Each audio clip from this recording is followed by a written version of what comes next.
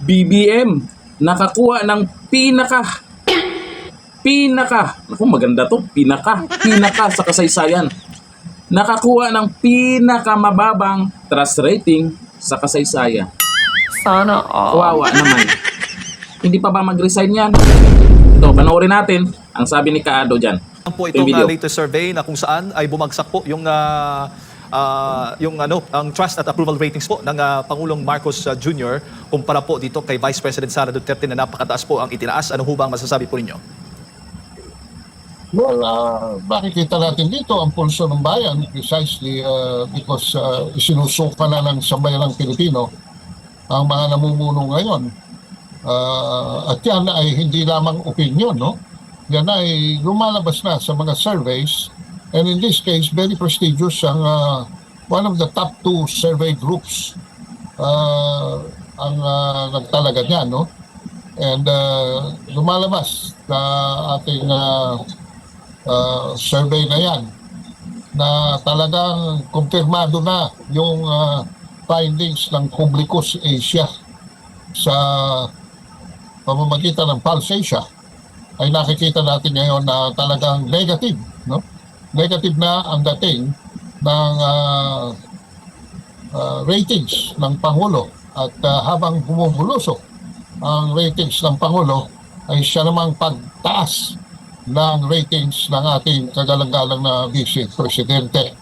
Yan ang maliwanag na nangyayari na sa nakikita natin ngayon. In fact, sa Pulse Asia nga, dito sa March 2025, ang dito, dumiretso na tayo sa approval rating. Wala naman malapit din Sa trust rating ng Pulse Asia, 25% ang trust rating, ang distrust ay 54. So ang net trust rating ay negative 19.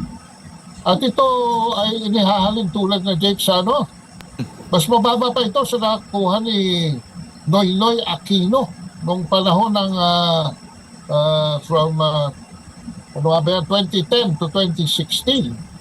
Nangangahulugan lamang na sa ating kasaysayan ay ang pinakamababa ang nakuhang approval at trust rating ay si Presidente Bongbong Marcos. Kaya marami ang nagsasabi na bakit hindi pa mag-resign yan, ay wala namang naniniwala na dyan. At palagay ko, kung dodoktorin pa nila ang darating na eleksyon na nagpapakita na ng sintomas sa mga OFWs, no? Ay lalo nang mawawala. Negative na nga ngayon baka maging negative na yan. Baka mawala na pati ang positive trust rating na yan. Opo. Pero Kaado, ito ba, paano ba, ano bang nakikita po ninyo? Ano magiging implikasyon nito? Lalo na ang presidente yung nag-i-endorse doon sa kanyang alyansa, doon sa kanyang mga senatorial candidates sa darating po na halalan. Malaking epekto ho ba ito? Lalo na itong trust at approval ratings ng Pangulong Marcos ay bumagsak. Nagpapanik Nagpapanik na nga ang mga kandidato ng Alyansa Bagoong dahil nasasabay sila sa nasasabay sila sa pagbulusok ng rating ng Pangulo. Alam mo, ang ginawang sakripisyo ni Presidente Rodrigo Duterte, na nakita na sa bayan ng Pilipino na kung ang isang dating Pangulo ng Pilipinas na kinagiginiwan at minamahal ng taong bayan ay kaya-kaya nilang kidnapin at ipatapon sa ibang bansa in violation of our sovereignty, in violation of our laws, in violation of even our conscience, no?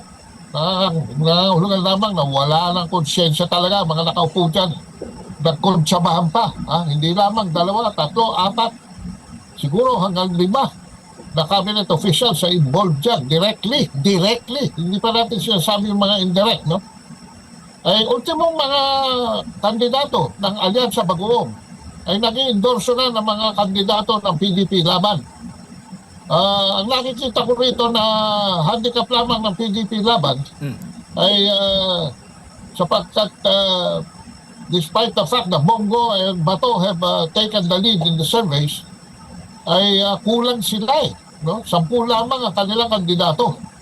At doon, maaari na ang pagpilian, siguro, 1, 2 hanggang 3 sa kandidato sa labas ng PDP laban. Kung meron pa silang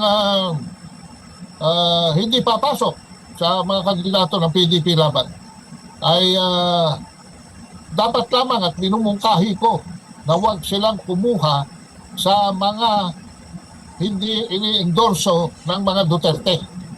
At kung kukuha man sila sa mga hindi ini-endorso ng Duterte, si Sara man, Kahit pa maraming manawagan dyan na mag-resign, malabong mangyari yan. Hindi magre-resign yan. Sa tingin nyo makikinig yan? Ngayon nga sa mga issue ngayon, sa mga bilihin, yung mga panawagan ng taong bayan, isa na doon yung magpapulburong test na siya. Di ba? Pinakinggan ba niya? Lalo na itong BBM resign. Papakinggan ba niya yan? Malabo pa sa sabaw ng pusit yan. Paghangol sa kapangyarihan, talagang hindi bababa yan. Kahit halos na lahat ng mga Pinoy na ayaw na sa kanya, kahit marami na talagang ayaw na sa kanya, hindi talaga bababa yan. Isa lang ang solusyon dyan. Impeachment case. Pagkatapos ng eleksyon, balita ko meron na mga may plano dyan na maghain ng impeachment case. Yun nga lang kasi kung makakapasa dyan sa Kongreso. Yan lang naman. Sabagay, malapit-lapit na. Naka 3 taon na. At kaya pa ba ng Pilipinas na yung 3 taon ngayon ay mukhang marami nang nagagalit dyan? Marami nang umaayaw? Lalo na sa mga bilihin. Sa bilihin pa lang, oh. Tapos, kaya pa ba natin magtiis? Kaya pa ba ng Pilipinas na magtiis sa isang Pangulo na merong pinakamababang trust rating sa kasaysayan? At least pinaka, di ba?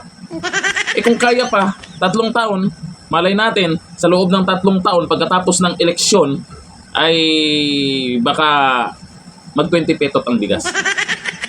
Habang nandyan pa siya, may pag-asa. Huwag kayo mawala ng pag-asa. Oo. Talaga, pag-asa. Ewan ko lang kung gagana yung panawagan ng karamihan na BBM resign. Pero sa akin, malabo po talaga yan. Yun lang. Pag nanalo si Senator Amy Marcos, dapat siya yung mangunguna dyan. Pero pag nanalo yan, itong masasabi ko sa inyo, malabo talaga yan. Nako. Ngayon lang yan. Yung bait-baitan at talagang kahit anong tactics gagawin na yan para manalo lang. Kasi pag matalo yan, malaking sampal sa mga Marcos yan. Dito nyo po makikita na yung nakasuporta sa mga Marcos, wala na talaga. Iilan na lang sila. Di ba si Senator Amy Marcos, hindi niya kayang manalo na umasa lang sa mga Marcos loyalist. Anong ginawa niya? O nagpasaklolo kay BP Sara. Alam niya yon. Naiilan na lang siya. Iilan na lang sila. Alam niya yon na ang mga Duterte supporters organic talaga. Kaya siguro nakikita niya ang performance ng kapatid niya. Ayun. Tumawid sa kabila, doon namamangka. Hanggang dito lang. Thank you. Bye-bye.